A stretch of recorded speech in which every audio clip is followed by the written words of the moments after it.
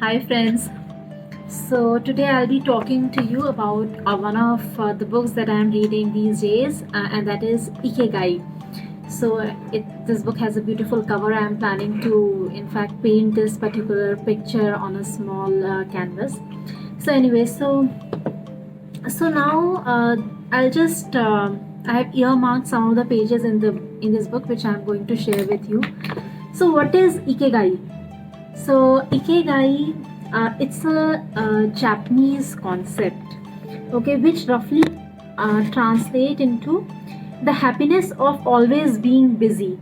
So when we are saying always being busy, like we are talking in terms of till we are alive. So how can we be busy? So of course this will encompass many aspects like we remain happy, we remain healthy, we remain active, we have certain purpose in life, we feel that our life is meaningful, and when we get out of bed every morning, we are excited about the day that lies ahead of us. So how can we do all that and live a long happy life? So that is all these concepts, they are part of ikigai. So everybody, it's said, that has his or her own ikigai, kind of, what will make life worthwhile, so that will push us to live a long life. So I mean, whatever little that I have read, I have not read the complete book. So whatever little I have read, so I could fathom the meaning of ikigai in this manner only. So then I will. Okay, so what happened? So in this, there are two authors, and they travel to a particular island in Japan, and they explore the extraordinary longevity of the Japanese, especially on the island of Okinawa.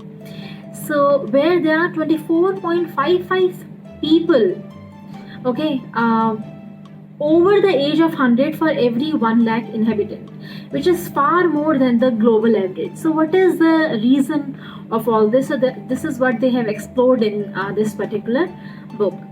So in one of the sections, an ode to longevity. During our stay in Ogimi, the village that holds the Guinness record for longevity, a woman who was about to turn 100 years old sang the following song for us in a mixture of Japanese and the local dialect. So I am going to recite this particular song. So to keep healthy and have a long life, eat just a little of everything with relish. So this is another in Japanese concept, that is hara habichu, which says that we should just eat 80% to satisfy only 80% of our hunger. So we should not eat till we are completely full. We should eat just till the moment we are 80% full. So this is a Japanese concept, and this is hara habichu. Okay, so to keep healthy and have a long life, eat just a little of everything with relish. Go to bed early, get up early, and then go out for a walk. We live each day with serenity and we enjoy the journey. To keep healthy and have a long life, we get on well with all of our friends. Spring, summer, fall, winter, we happily enjoy all the seasons. The secret is to not get distracted by how old the fingers are. From the fingers to the head and back once again.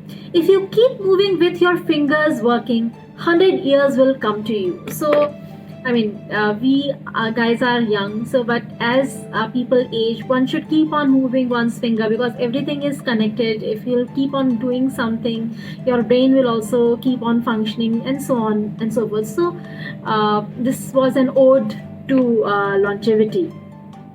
So, and then in this book, various exercises have been shared, like our own Surya Namaskar or sun salutation. So here they have mentioned that, and they have also interviewed many people who've lived long, to explore like how were they able to achieve it. Is it just the genetics that determine our longevity, or what is it?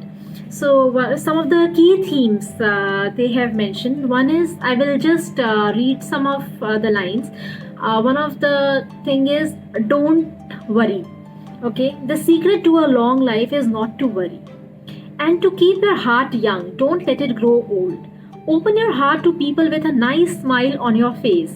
If you smile and open your heart, your grandchildren and everyone else will want to see you. I mean, I think this is for very old people, but don't worry is obviously it's for all ages. Then, okay, then another concept they discuss is cultivate good habits. So one of the person says in the interview, I feel joy every morning waking up at 6 and opening the curtains to look out at my garden, where I grow my own vegetables. I go right outside to check on my tomatoes, my mandarin oranges. I love the sight of them. It relaxes me. After an hour in the garden, I go back inside and make breakfast. So cultivate good habits. Then nurture your friendships every day. Getting together with my friends is my most important ikigai. We all get together here and talk. It's very important. I always know I will see them all here tomorrow, and that's one of my favorite things in life. Another concept which I like is live an unhurried life. So these days we are running after so many things, and I have to do this, I have to do that, etc. So my secret to a long life is always saying to myself, slow down and relax. You live much longer if you are not in a hurry. Doing many different things every day. Always staying busy, but doing one thing at a time without getting overwhelmed. So, then next concept they've discussed is be optimistic. Every day I say to myself, today will be full of health and energy. Live it to the fullest. I am 98 but consider myself young. I still have so much to do. So there are various interviews are mentioned, and in one of the sections it's also mentioned what the world's longest living people eat and drink. I have not gone through this.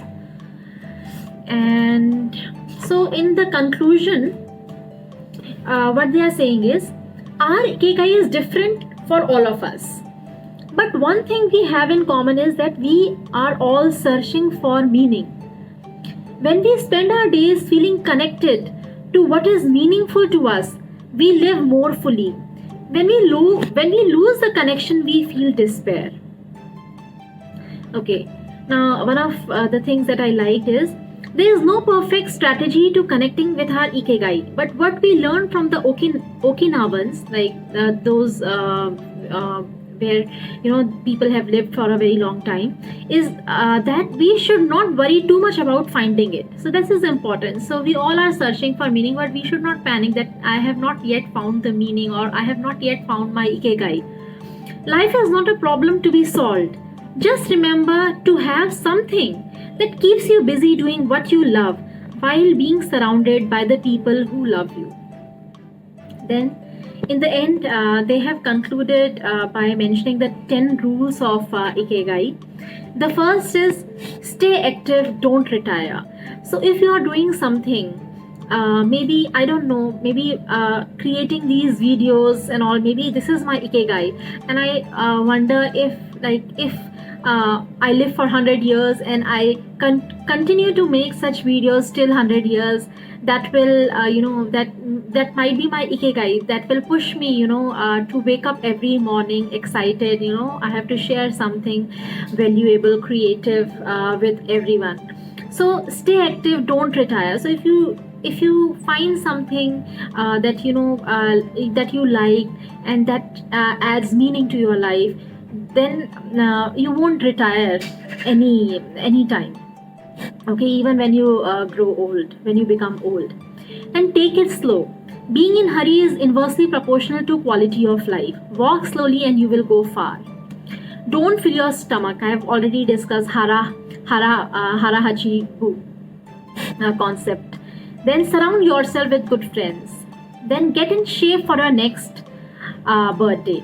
Okay, the body you move through life is in needs a bit of daily maintenance to keep it running for a long time, so that is very important. So it's not that we need to go to gym every day, but some form of moderate exercise in order to maintain our body.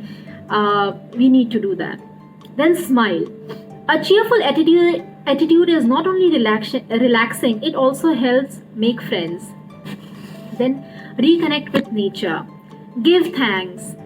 Give thanks. Gratitude is very important, and it is all pervasive in all the research that gratitude is very important to have a good life.